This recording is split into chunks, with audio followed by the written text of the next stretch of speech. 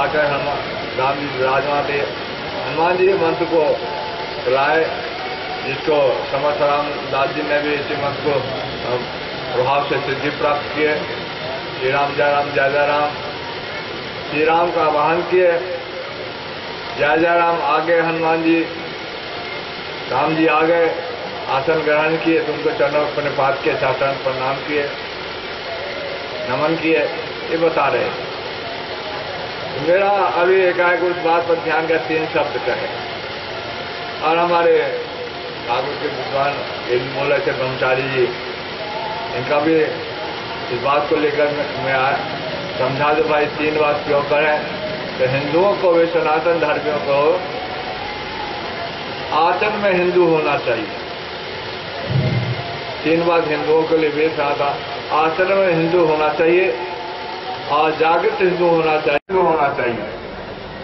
हनुमान जी आचरण में सनातन धर्मी है। बता हाथ में अजर को कोई भी वचन आया है क्या? यदि चरित्रहीन व्यक्ति है तो न संस्कृत की सुरक्षा, न संस्कृति की सुरक्षा, न भारत की सुरक्षा। हाँ, इसीलिए अभी पुरुषोत्तमाचार्य ने बहुत बढ़िया बात कही कि श्री रामचरितमानस को यदि विलोम कर दिया जाए तो पहले मानस, फिर उसके बाद चरित्र, तब कहीं उसके बाद श्री राम का नंबर आता है। राम तो पीछे है। इसीलिए जनमानस का कर्तव्य है, चाहे वो श्रोता है, चाहे वो वक्ता है, चाहे वो पंडित है, कोई भी व्यक्ति है, वो अपना स्वयं चरित्र निर्माण करे, क्योंकि भगवान राम स्वयं चरित्र नायक है। और चरित्र नायक है, इसलिए उनके चरित्र में प्रत्येक प्रतिक्रिया के बीच मर्यादाएं सूत्र रूप से नीति हैं और सर्वदा रहेंगी। रह गई बात हमारे रासेश्वर भगवान आनंद कवि गोविंद कृष्ण चंद्र की, पाठक जी जैसा कह रहे थे कि राम जी अनुगमन करते हैं पुराणों का, वेदों का, स्मृतियों का, शास्त्रों का, संहिताओं का, अनुगामी बन करके उनके पीछे पीछे चलते हैं। लेकिन भगवान श्री कृष्ण अपने आप में